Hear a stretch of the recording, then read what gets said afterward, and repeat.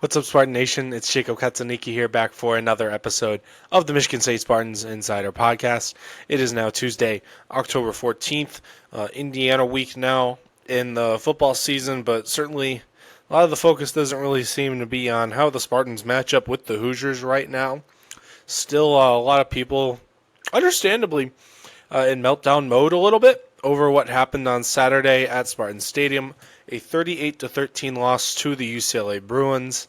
I thought Michigan State was going to win that game. Certainly thought UCLA had a chance in that one, especially coming off the win against Penn State that they had. Obviously, Penn State took another turn that no one was anticipating really there as well. And it would have been bad if UCLA just squeaked out a win, game-winning field goal at the very end, or just 7-point victory.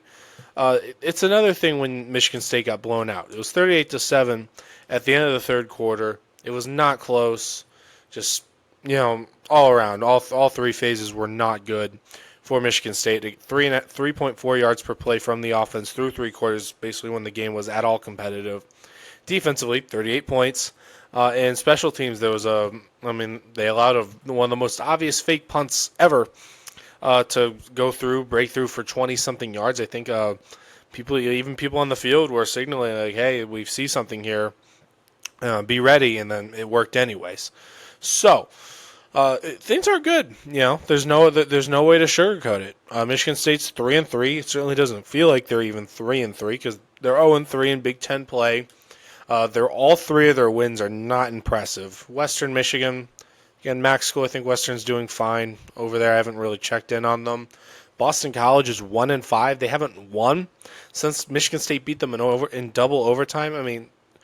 1-5. Boston College. They're doing horribly out there in the ACC. I thought that would be at that time it seemed like a battle between two teams, but it certainly seemed a lot lower than that.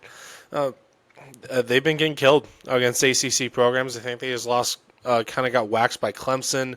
Week before that, it was a blowout against Pitt. So, and again, Boston College went into East Lansing and had Michigan State on the brink. Statistically, Boston College outplayed Michigan State in that game, and it came down to 2-point conversion. So it really could have gone either way. And then an FCS team, Youngstown State. 3 games against Big Ten teams, 3 losses. I don't think people thought they were going to. They certainly weren't the favorite against USC and Nebraska. Those are 2 teams that are now in the AP Top 25. USC was just kind of, it never felt like they had any serious chance, but they kind of, I think it was what made it so hard to stomach that UCLA game is they showed fight in those games against USC and against Nebraska. Against USC, they were down by 21. And they got it within 7. It was 3rd and something. They had a chance to get off the field and get the ball back and make it really interesting. Then USC got the plays they needed and pulled away. Nebraska, down 14-0 right off the bat. 3-and-out touchdown, 3-and-out blocked punt touchdown. 14-0 was just like snap of your fingers. They were down 2 possessions. And they muscled their way back. It was 21-14 in the third quarter, and then Nebraska scores those 24 straight points to win that game. And then you get to UCLA. It was not. I kind of always thought of it as a must-win game, but it was more like you just can't lose it. And they certainly lost it. Nothing really good enough. Childs has been off the last 2 games. Smith said in his presser on Monday that he might miss the game against Indiana. That's a whole nother thing. If they're without Childs against the Hoosiers, Milivojevic has looked good as a backup according to the last 2 games. But if he's making his first career start on the road with an Indiana fan base again that has kind of been starving for some real success, and they're at their highest ranking ever going into this one at number 3 in the country, coming off of a win at Oregon. Yeah, good luck. Just have fun. So yeah, it's tricky. A lot of people want to see a change at the top. Smith. It's clear it's not been working so far with Jonathan Smith. You couldn't. It just felt against UCLA like it was kind of like a beginning of the end type of game. Like things already weren't progressing a lot at the rate a lot of people wanted it to. from year one to year two, and then you just fall flat on your face against the easiest game left on the schedule, probably. I mean, like, is Penn State, like, I wrote something on this earlier this week. Penn State is probably their most winnable game now. It's really crazy to think that, since I thought that was the toughest game on this. Like, when preseason schedules laid out, like, Penn State was the toughest game probably on that schedule. They were number 2 in the country, I'm 90% sure, in the preseason AP poll. If they weren't number 2, they were like 3 or 4. And it was in East Lansing, but you're like, they're returning most of their top players from that team that made the college football playoff semifinal from last year. And generally, we're used now to Penn State being pretty good at this point. It's just they kind of fall short in those big ones. That was the narrative about Franklin. And then they lose to UCLA. Well, they lose to Oregon, but that was just kind of felt like, okay, Penn State lost another big game. No shocker there, I guess. Then they lose to UCLA, and then lose at home to Northwestern, and then they ousted Franklin. And I wrote this that has an impact on Michigan State for 2 reasons. Because one, Michigan State's going to be facing another interim staff at home, chance to get a victory, and Drew Aller's out for the year. That has nothing to do with Franklin's firing, but Penn State's going to be on their backup quarterback in that game. They're not going to have to face Aller, who wasn't exactly playing great this year, but he's still the starting QB for a reason. And I think they're going. I can't remember the kid's name, but a much younger player as a starting quarterback in that game. That's on November 15th. Still a long ways from that, but it's clearly things aren't going well for Jonathan Smith. There's no other way to go about it. He's 8-10 overall. 3-9 against Big Ten teams is certainly probably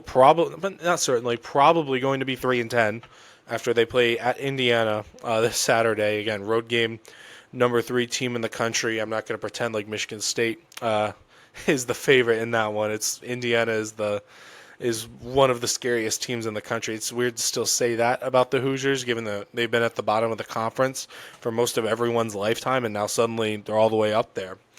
And it's people are frustrated. Why would they be frustrated? You can't be 0-3 in Big Ten play. Probably about to be 0-4, and probably about to be winless in Big Ten play going into the Michigan game. That's gonna be testy. I mean, that's a way that Smith can kind of make up for some of the missteps to this point. Like, what if they upset Michigan? Think that's going to change the complexion of things quite a bit. But for now, that's Indiana week. Then you deal with Michigan, and then on and on around the schedule. But football power index from ESPN isn't a perfect metric, but it's still a number. It gives you the percent chance to win each individual game. And they're facing the reality right now where 3-9's on the table. I don't think they're going to finish 3-9, especially with James Franklin firing. That boosts up the Penn State game odds quite a bit. But did the numbers, and it's about a 25% chance, 1-4, that Michigan State doesn't win a game the rest of the year. With 6 games left, that's significant. That's real. That's not something you can ignore. It's not 1%, 3%, 25%. That's getting the coin flip right 2 times in a row. Like, that's not that unlikely. So it's gonna, if that happens, Jay Batt, athletic director, is going to have a real tough decision on his hands, because the fan base certainly isn't going to want another year of Jonathan Smith. I don't think they want another year of Jonathan Smith right now, but the fan base doesn't have to find $33 million to move on from Jonathan Smith, and then find an additional 70-something million, probably 60, 70 million, to probably hire another new coach. Because, again, if you give Smith the quick hook after 2 seasons, that's going to turn off potential suitors in the job market. And looking at the current openings for Michigan State, there's a lot of openings right now in college football. Penn State's one of them. Like, coaches are going to pick Penn State over Michigan. Virginia Tech isn't a bad job. Oklahoma State's open. Big Ten is probably a little bit more prestigious than ACC and the Big 12, but there's going to be SEC jobs probably open at the end of the year. Billy Napier at Florida, his seat is hot. Hugh Freeze at Auburn. I mean, the SEC is really cutthroat now.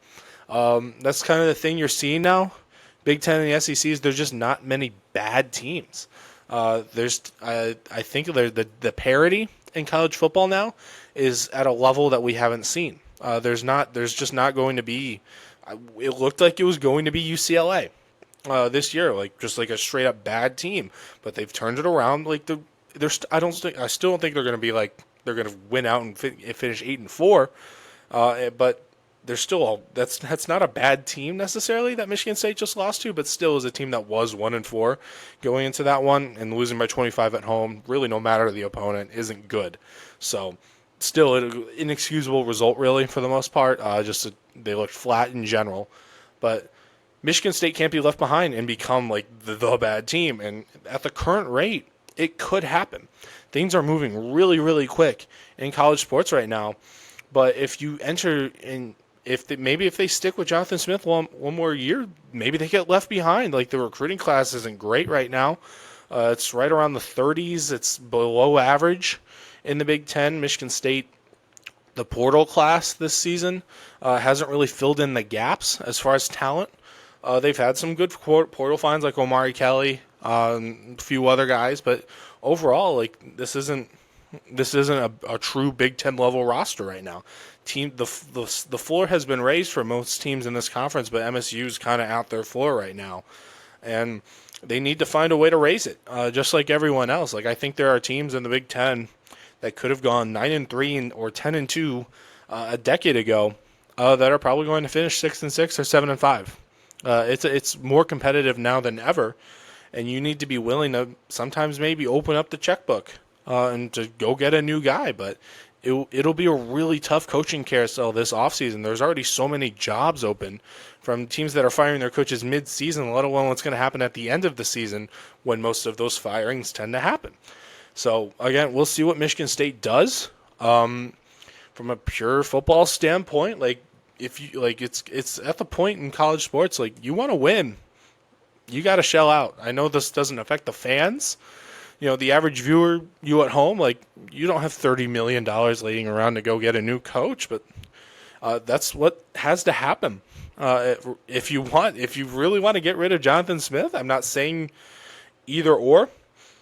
Someone's got to pay up. You got to find a way to get even more money to go get one of those difference-making coaches. So it's a tough world in college sports right now. Michigan State is in a tough time right now.